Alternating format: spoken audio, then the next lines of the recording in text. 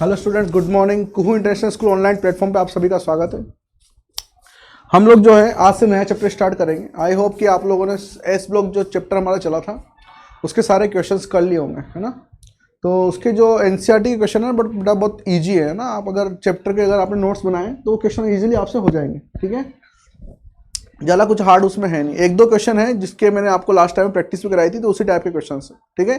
ज़्यादातर क्वेश्चन जो आएंगे वो कैल्शियम के ऊपर आएंगे, क्लियर है। तो आप उसको सोल्व करना। कैल्शियम और सोडियम के जो कंपाउंड्स हैं उनके ऊपर ज़्यादातर क्वेश्चंस हैं, ठीक है। आज जो है हम लोग नया चैप्टर स्टार्ट करेंगे, P block elements, P block के तत्व, ठीक है। आपको पता होगा जब पीरियोडिक टेबल हम लोग देखते हैं तो इधर की साइड आपके ये मान लो आप ये पीरियोडिक टेबल आपके सामने खड़ी है, तो इस तरफ एस ब्लॉक होता है, इस तरफ पी ब्लॉक होता है और बीच में क्या होते हैं डी ब्लॉक, ठीक है। तो डी ब्लॉक और एफ ब्लॉक आपके 12th क्लास में, ठीक है। और पी ब्लॉक जो है उसका भी आपके पास में जो यहाँ पर 11th क्लास में वो है आधा पार्ट ही है, ठीक है। पी ब्लॉक में कौन कौन से ग्रुप होते हैं 13, 14, 15, 16, 17 और 18। तो हमारे जो कोर्स में है 13 एंड 14, मतलब बोरॉन फैमिली और कार्बन फैमिली, ठीक है। ये दो ही ग्रुप हम लोग 11th क्लास से पढ़ेंगे। लेकिन यहाँ से जो प्रॉपर्टी निकलेंगी वो आपके 12th में भी काम आएंगी, ठीक है। जैसे जो प्रॉपर्टी मैं आपको यहाँ पे एक्सप्लेन कर दूंगा।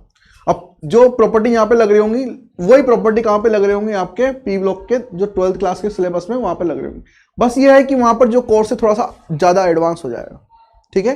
मतलब थ्योरी पार्ट जो है वो थोड़ा सा बढ़ जाएगा उसके अंदर, क्योंकि ज़्यादातर जो कंपाउंड्स बनते हैं वो नाइट्रोजन और ऑक्सीजन फैमिली के बनते हैं, ठीक है।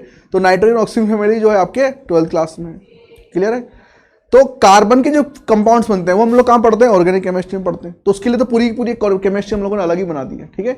बची हमारे पास कौन सी फैमिली, बोरॉन फैमिली।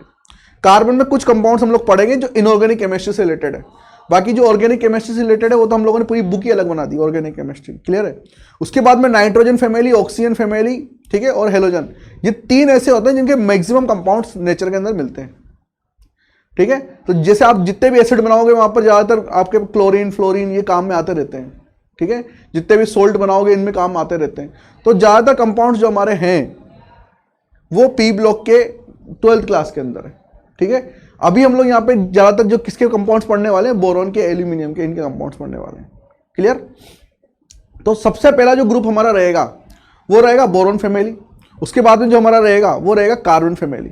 इन दोनों फैमिली के बारे में हम लोग पढ़ेंगे जैसे हम लोगों ने एस ब्लॉक के अंदर फर्स्ट ए एलिमेंट और सेकंड एलिमेंट के बारे में पढ़ा था, ठीक। अलग अलग तरीके से हम लोग इनकी क्या करेंगे, प्रॉपर्टीज पढ़ेंगे।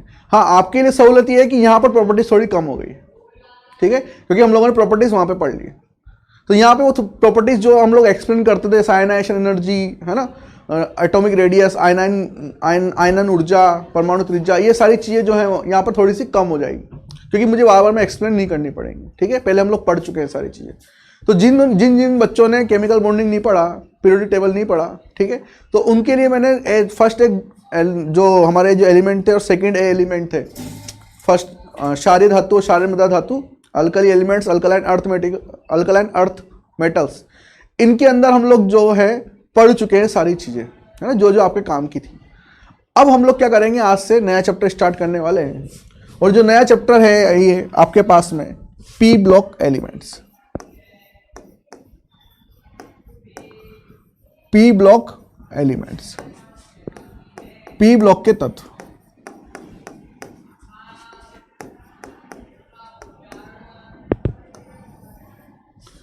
पी ब्लॉक के तत्व में आपके पास में जो पी ब्लॉक स्टार्ट होता है वो पी ब्लॉक स्टार्ट होता है ग्रुप,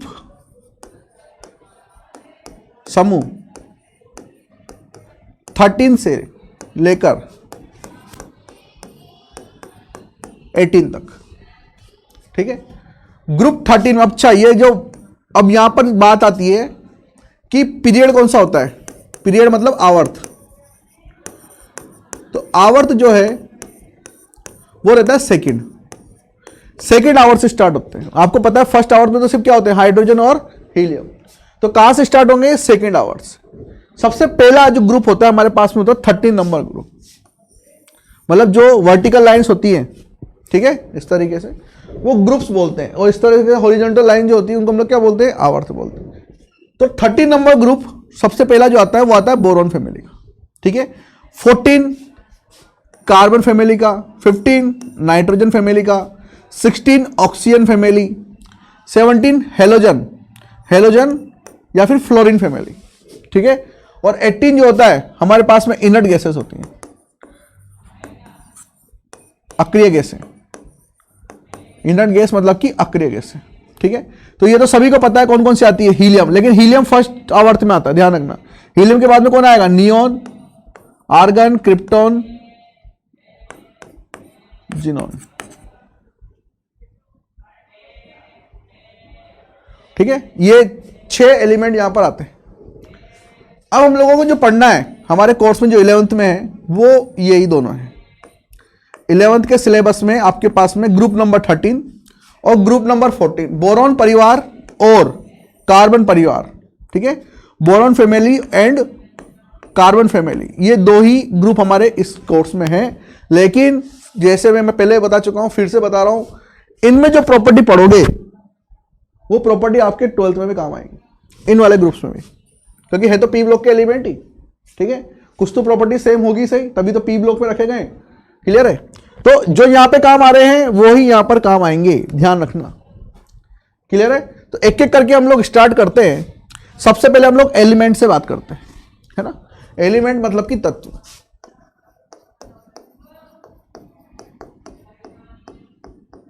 तत्वों से हम लोग बात करते हैं। सबसे पहला तत्व जो इसके अंदर होता है बोरॉन, एल्यूमिनियम, गैलियम, इंडियम और थेलियम, ठीक है। इसको बोलते हैं बोरॉन, एल्यूमिनियम, गैलियम, इंडियम,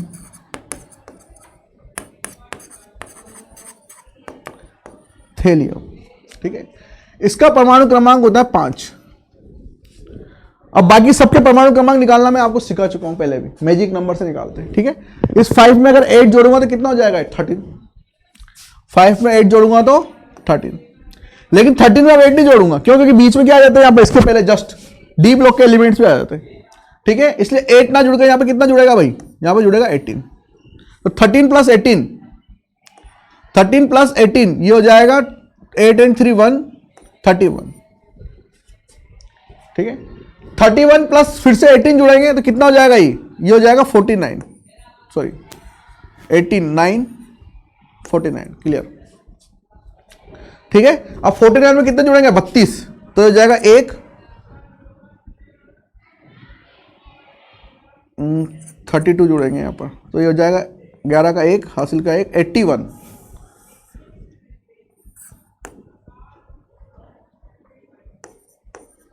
ठीक है। ये इनके क्या रहेंगे, परमाणु क्रमांक रहेंगे। परमाणु क्रमांक मतलब एटॉमिक नंबर रहेंगे। तो बोरॉन फैमिली के ये रहेंगे आपके पास में एटॉमिक नंबर 5 पर बोरॉन, 13 पर एल्यूमिनियम, 31 पर गैलियम, 49 पर इंडियम और 81 पर थेलियम, ठीक है। अगर मैं इनके ये एक ही ग्रुप में ये सारे क्यों रखे गए, क्योंकि इनके जो बाह्यतम कोश हैं, आउटर मोस्ट सेल में जो इलेक्ट्रॉन्स हैं वो सब एक जैसे हैं। तो क्वेश्चन आता है कि ग्रुप के सभी एलिमेंट्स किस तरीके से अरेंज किए गए, है ना, किस तरीके से रखे गए, व्यवस्थित किए गए। तो ग्रुप के जो एलिमेंट्स है, समूह के जो एलिमेंट्स, वो इस तरीके से व्यवस्थित किए गए कि उनके बाह्यतम कोश में जो इलेक्ट्रॉन है वो एक जैसे आए। जैसे बोरॉन जो है, अगर मैं बोरॉन की बात करूं तो इसका परमाणु क्रमांक 5 के अनुसार इसका जो होता है 2s2 1s2 2s2 2p1, ये इसका परमाणु क्रमांक होता है, ठीक है। तो ये जो बाहर की ये जो शेल है, ठीक है, इसको हम लोग बोलते हैं outermost shell, outermost shell या फिर वैलेंस सेल, वैलेंस सेल, संयोजी कोश, हिंदी में इसको बोलेंगे संयोजी कोश। तो अगर आप देखें इनको गौर से, तो यहां पर जो एलिमेंट्स रखे गए हैं, इनके जो आउटर मोस्ट सेल हैं, उनके अंदर जो इलेक्ट्रॉन्स हैं वो एक जैसे रखे गए।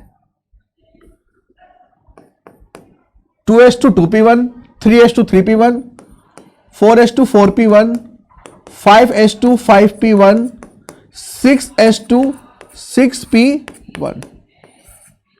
यहां पर ये जो आगे नंबर लिखे गए हैं सब सेल के आगे, उपकोश के आगे, ये बता रहे हैं कि ये कौन से आवर्त में रखे गए, ठीक है।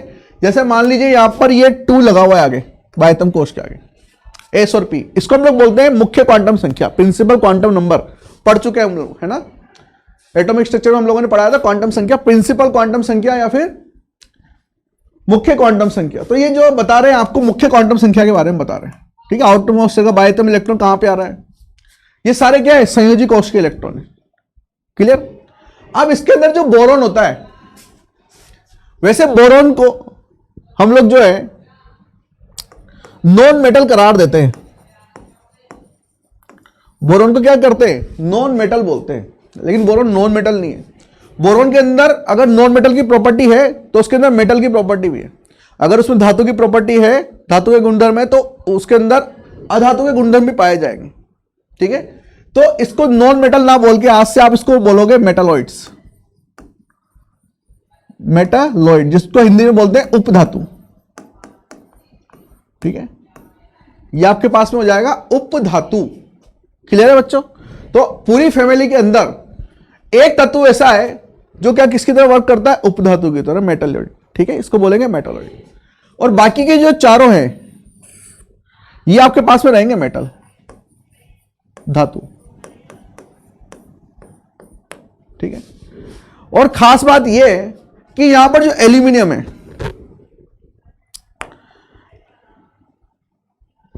Aluminium is the second most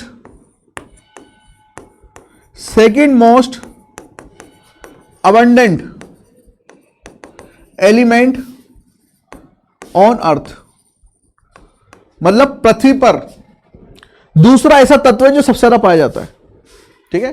पृथ्वी पर पाए जाने वाले तत्वों में सबसे ज्यादा दूसरा ऐसा तत्व जो है पाया जाता है एल्यूमिनियम, ठीक है। तो पृथ्वी पर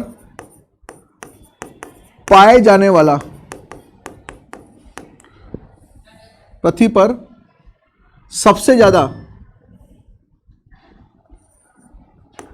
पृथ्वी पर सबसे ज्यादा पाए जाने वाला दूसरे नंबर का तत्व है,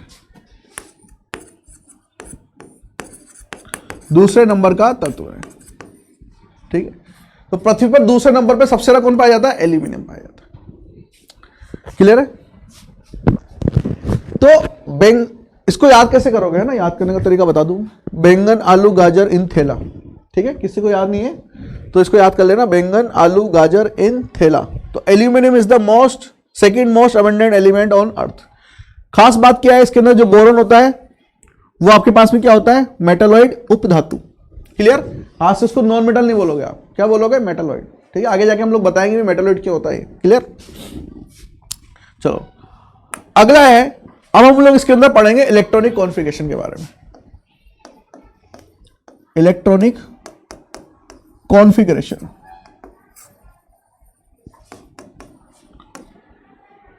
इलेक्ट्रॉनिक विन्यास,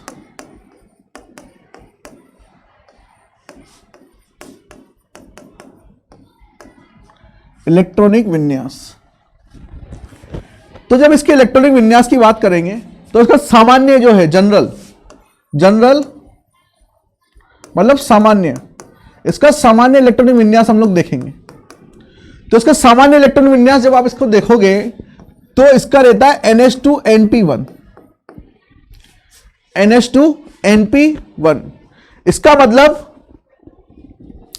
अगर मैं इसकी बात करूं तो ये मोस्ट कॉमन ऑक्सीडेशन स्टेट क्या रखता है,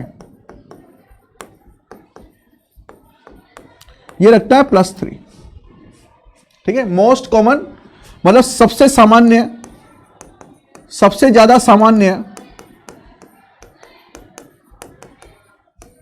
ऑक्सीकरण अवस्था इसकी हो जाती है बच्चों +3, सबसे ज्यादा सामान्य ऑक्सीकरण अवस्था इसकी हो जाती है +3। तो +3 बनाने की वजह से NH2NP1 ये क्या बनाता है, +3। तो +3 बनाने की वजह से क्या क्या होगा, है ना, +3 बनाएगा तो क्या क्या होगा, +3 कैसे बनाएगा, मान लो ये मेटल है, 13 ग्रुप जो है हमारा बोरॉन फैमिली के मेटल है, ठीक है। ये यहां पर एक इलेक्ट्रॉन डोनेट करे, त्यागे और +1 बनाए, ठीक है। ये एक इलेक्ट्रॉन और त्यागे तो क्या बना है, +2 बनाए।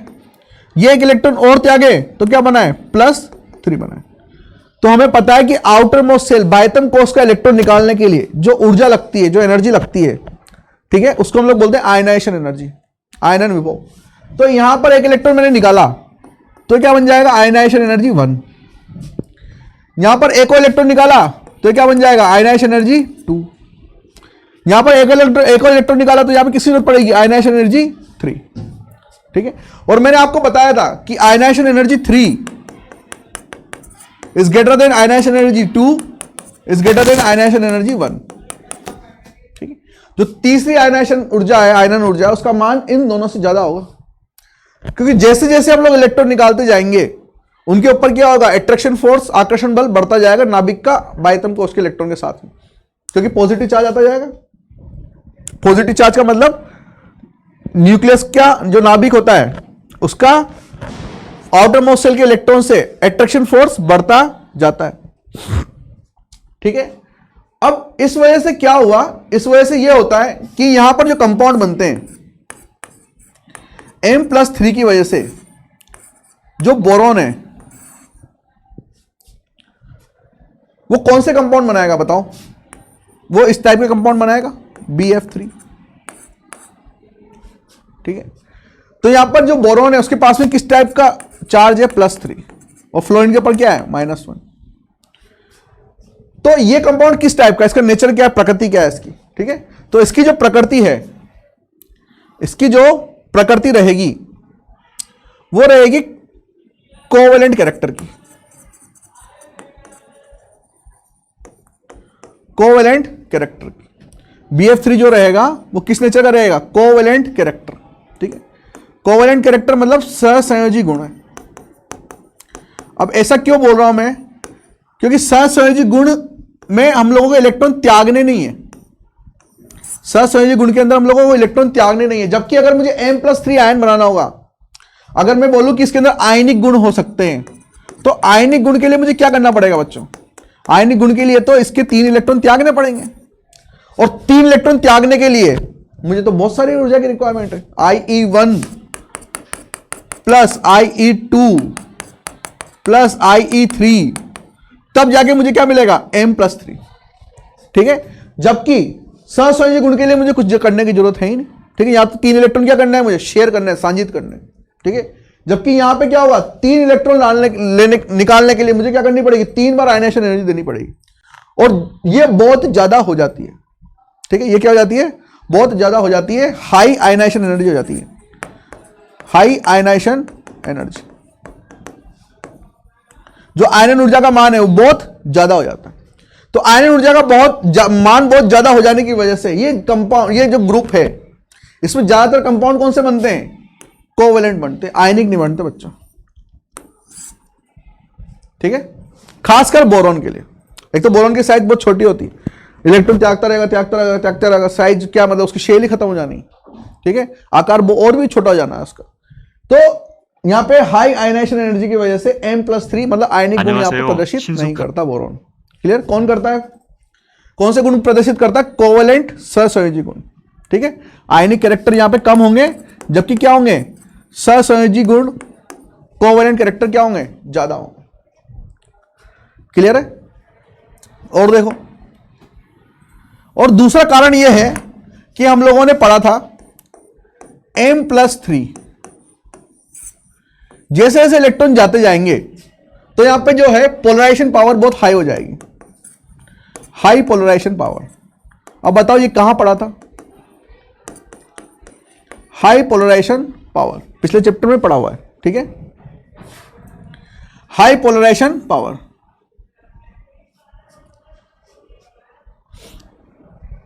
तो इसकी वजह से यहां पे क्या होगा, फेजांस रूल लगेगा,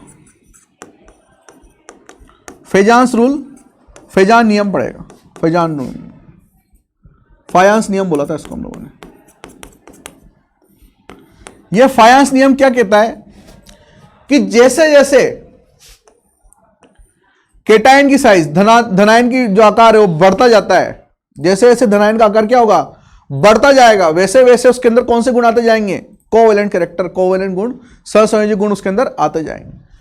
तो ये किसकी वजह से होता है, हाई पोलराइजेशन पावर की वजह से। ठीक है, हाई पोलराइजेशन पावर किसकी होती है, केटायन या तो बहुत ज्यादा बड़ा हो, मतलब धनायन बहुत ज्यादा बड़ा हो, या फिर अनायन मतलब धनायन बहुत ज्यादा छोटा हो और अनायन बहुत ज्यादा बड़ा हो, ऋणायन, ऋणायन। ठीक है, और ये किस केस में हो सकता है कि केटायन के ऊपर जो आवेश है वो बढ़ता जाए और अनायन के ऊपर जो आवेश है ऋणायन के ऊपर वो भी बढ़ता जाए। ठीक है, तो इसके ऊपर आवेश बढ़ता जाएगा तो धनायन का आकार जो है पहले ही छोटा था और ज्यादा क्या हो जाएगा, उसका छोटा होता जाएगा, इलेक्ट्रॉन बाहर निकलते जाएंगे। तो जैसे जैसे ये धनायन जो है छोटा होता जाएगा, पोलराइजेशन पावर क्या होती जाएगी, उसकी बढ़ती जाएगी। ठीक है, पोलराइजेशन पावर इसकी बढ़ती जाएगी तो फेजांस रूल के अकॉर्डिंग ये क्या हो जाएंगे, ये सहसंयोजी गुण को प्रदर्शित करेंगे, सहसंयोजी गुण प्रदर्शित करेंगे। Covalent character increases. ठीक है, कोवेलेंट कैरेक्टर यहां पे क्या हो जाएंगे बच्चों, इंक्रीज हो जाएंगे। तो ये बात थी किसकी, आयनन विभव की, सॉरी आयनन विभव के थ्रू हम लोगों ने किसकी बात कर ली यहां पर, कि गुण कौन से होंगे। ठीक है, सहसंयोजी गुण होंगे या फिर आयनिक गुण होंगे। ठीक है, और इसको कौन एक्सप्लेन करता है, इसको एक्सप्लेन करता है फेजांस रूल। ठीक है, फायांस रूल भी बोलते हैं, फायांस नियम भी बोला था। इसलिए कहा जाता है कि जितने आगे के चैप्टर आते हैं ऑर्गेनिक इनऑर्गेनिक में, वो सब किस पे डिपेंड करते हैं, केमिकल बॉन्डिंग आपका कितना स्ट्रांग है। ठीक है, जितना अच्छा केमिकल बॉन्डिंग आपका स्ट्रांग होगा, रासायनिक बंध अध्याय, उतना अच्छा आप इन चीजों को समझ सकते हैं। ठीक है, जैसे ये हम लोगों ने कहां पढ़ाया हुआ है, फेजांस रूल, ये हम लोगों ने कोवेलेंट कैरेक्टर, कोवेलेंट बॉन्डिंग के अंदर पढ़ाया हुआ है। ठीक है, तो आगे से ध्यान रखना, जब भी कोई टॉपिक आए तो आप उसको पहले से रीड करके आओ, है ना। जैसे अब मैंने आपको बता दिया कि पी ब्लॉक में स्टार्ट कर चुका हूं, तो पी ब्लॉक में आप पहले देखो कि एनसीईआरटी के अंदर क्या थ्योरी दी हुई है। ठीक है, और सर क्या एक्सप्लेन करने वाले हैं, तो उससे रिलेटेड को अगर कोई टॉपिक मिलता है तो पहले केमिकल बॉन्डिंग पढ़ लो, तो फिर आपको यहाँ पे क्या आएगा, इजीली समझ में आएगा। क्लियर है, तो आज क्या फर्स्ट लेक्चर है। ठीक है, तो आप पहले इसको समझिए अच्छे से और फिर हम लोग थोड़ा सा फ्लो में चलेंगे अगले लेक्चर से। ठीक है, तो आज के लिए इतना रखते हैं, कल फिर मिलते हैं। Thank you very much.